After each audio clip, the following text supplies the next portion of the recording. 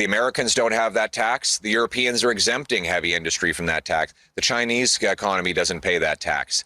Carney got caught out and called out for his trick. Welcome back to Moose and Loose. Today we've got Donald Trump with his massive megaphone broadcasting across the world how Mark Carney used some clever language to misinform Canadians. Doug Ford is walking back his statements, his attacks and all that after Donald Trump is threatening to rename Lake Ontario. Let's jump into this. Starting this episode off from the National Post, we've got Trump claims Carney lied about trade deal terms, says he loves French Canadians. So Donald Trump has the largest megaphone on planet Earth. Mark Carney came out with this video that says, "We will always defend the French language and culture in Canada." And it came out that one of the reasons why the trade deals fell apart was the French language was under attack. And he kept it very vague to make people create this assumption that French was on the chopping block. You see it all over Instagram. You see it in comments. People are making up stuff because Carney left it vague on purpose. This is what the Liberals do. They deceive people and then have people come to their own conclusions versus just coming out with outright honesty and truth. Donald Trump came out with this today, says, "I will never interfere with Canadians speaking French. In fact, I have never even thought about doing such a stupid thing. This lie was made up by a weak and ineffective prime minister in an attempt to gain political support,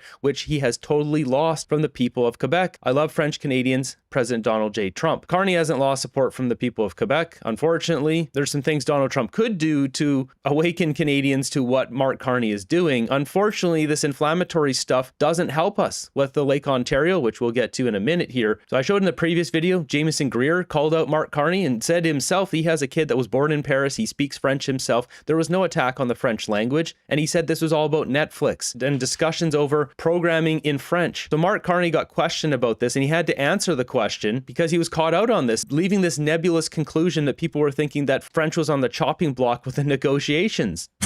In your Saturday press conference, you were very clear. Quebec culture was at risk in this agreement. Jameson Greer wrote not so long ago, "It's a funny fact." So, is it Netflix? He can't even help himself. I mean, we're going to get to that in a second. Look at his mouth here. You can see the corner of his mouth downturn. Like he is holding back a smile. He can't help it. He knows his little trick worked where he left it vague and Canadians just ran buck wild with an assumption that wasn't correct. So, is it Netflix or is it that they really don't want to provide French instructions in French or labels in French? Firstly, this is not a funny fact.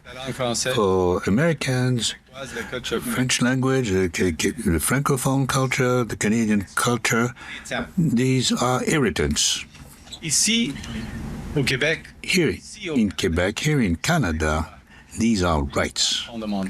Okay, so he just goes on to pander to Quebec here, but jumping ahead, he then addresses the real question here of what was it? Was Quebec language on the chopping block or was this all about French language packaging and Netflix? During the last hours of negotiation, yes, the Netflix was also looked at and also the discoverability on platform. And perhaps you may have fun tonight, but then after that, we will be watching some TV and we'll be looking for French-speaking Quebec programs. Will that be easy?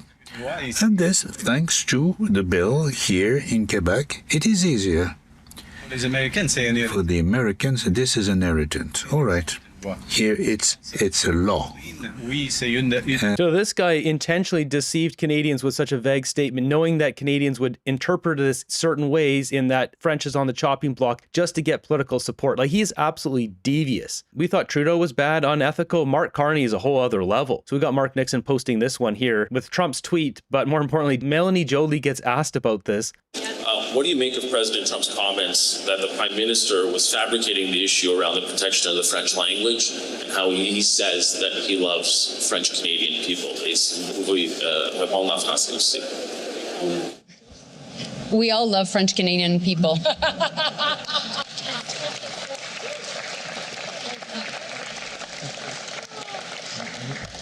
I'm in love with one too, you know. The question is not about love. The question is about sovereignty and what we stand for in this country. We're a country that believes in having 2 official languages.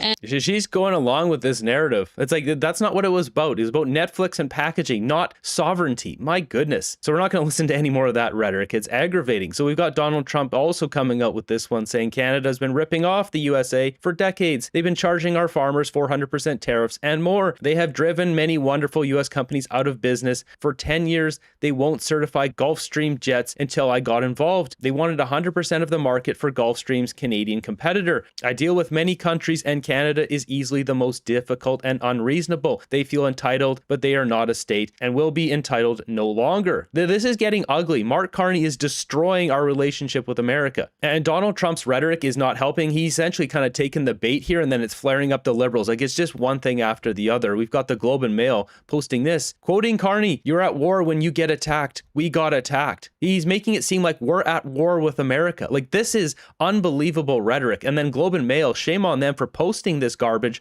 on the front page. Now, Francois Philippe Champagne announcing counter tariffs today. But first, I'd like to acknowledge that we are gathered today on the traditional and unceded territory of the Algonquin Anishinaabe people.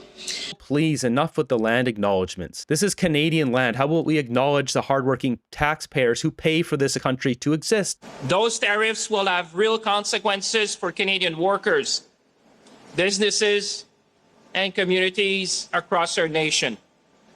Canada must respond, and today we are, in a proportionate, targeted, and strategic way. Today I'm announcing that Canada will match the United States tariffs dollar for dollar, rate for rate. Effective September 8, Canada will impose counter tariffs of up to 15, 25, or 50% on $27.6 billion in imports from the United States of America.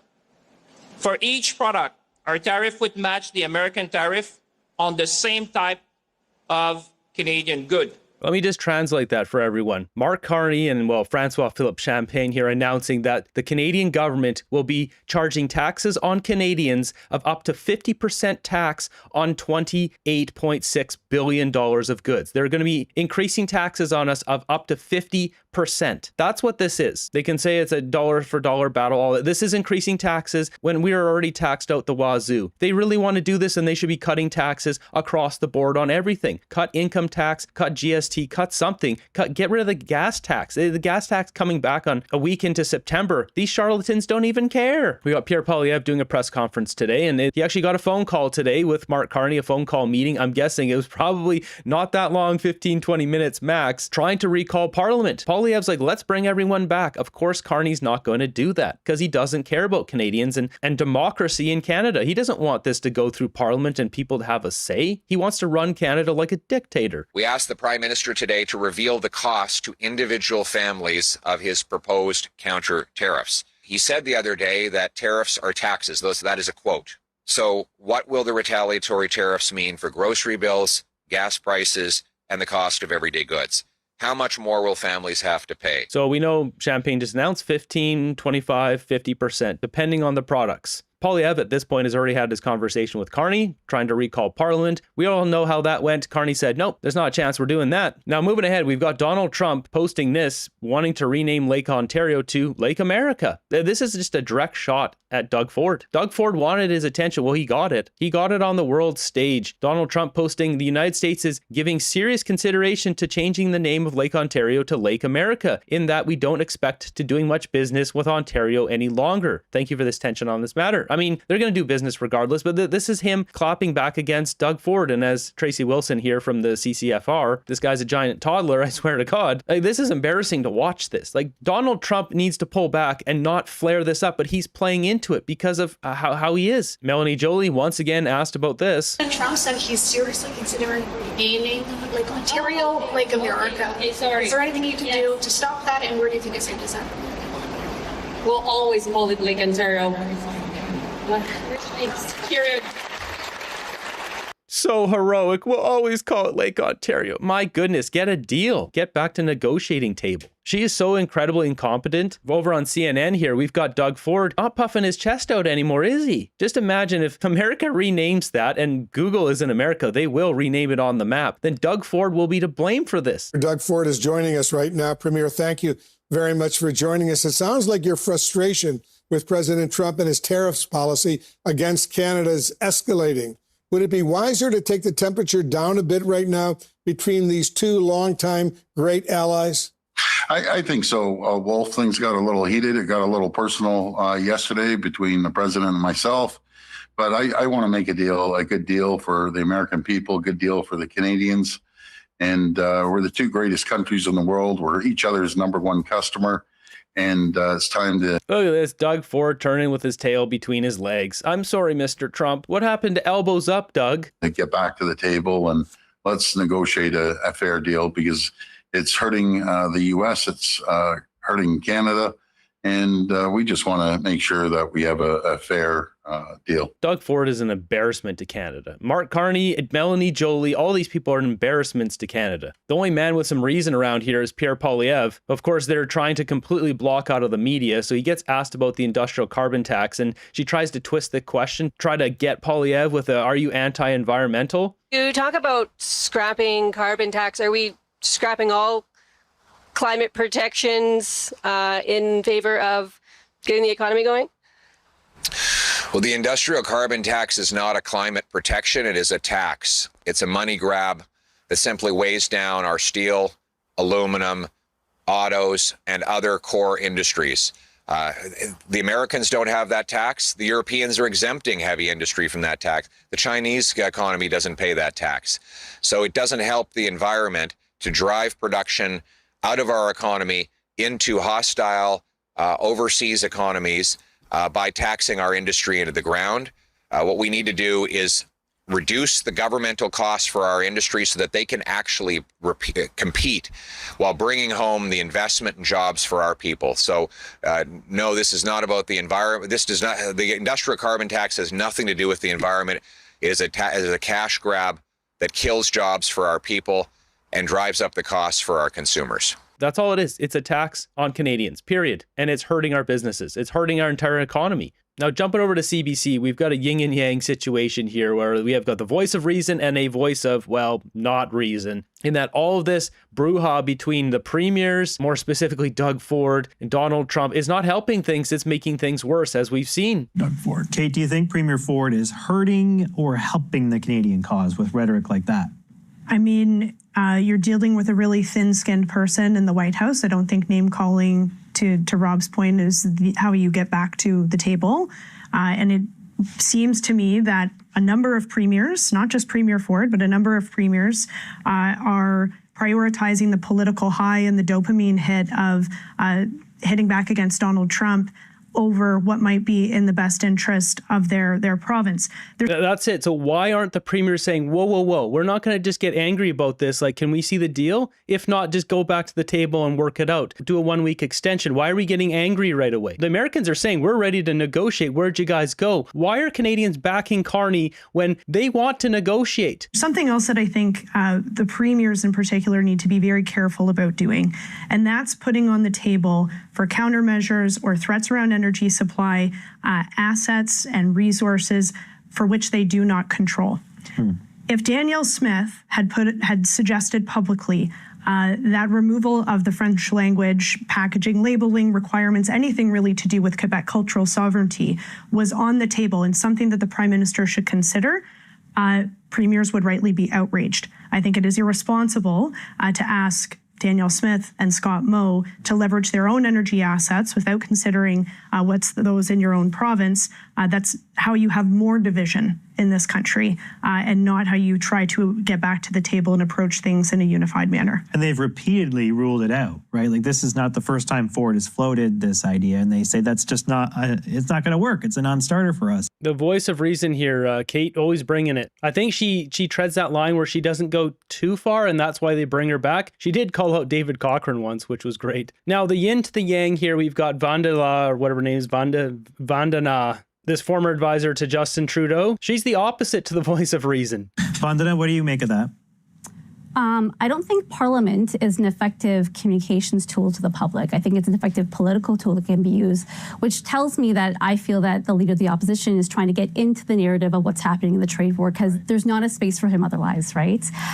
If he wants to meet Prime Minister Carney, he can ask for time with him. He can ask for a meeting. I think there's a lot of space for a multi-partisan conversation about this that can be helped, that can be done appropriately, that I don't think you need the theater of Parliament to come back for.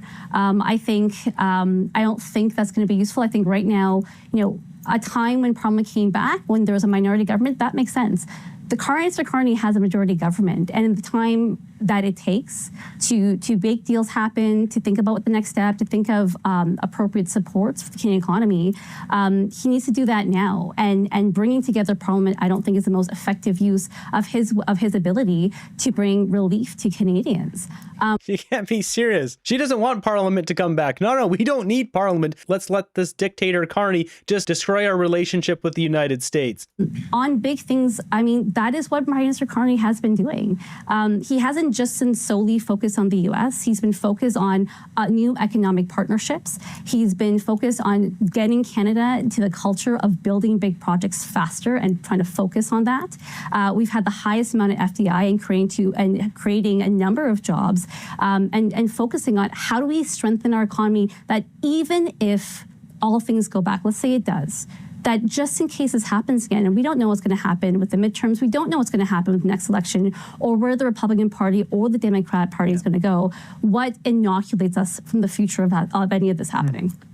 She is so delusional that Major Projects Office is not doing anything. They're not approving hundreds of projects and these are getting built everywhere. That's not happening. Carney is approving things that make himself money. He gave $500 million to the Red Chris mine because he's invested in the company that owns and operates it. As far as I'm concerned, that should be a jailable offense. At the very least, under parliamentary rule, that violates ethics laws and he should have that stain on his record. Now, there's no journalist in Canada that has the cojones to actually call that out. So I'm the only one doing it, which just goes to show we got a nation of cowards. What a dismissive snob of a windbag.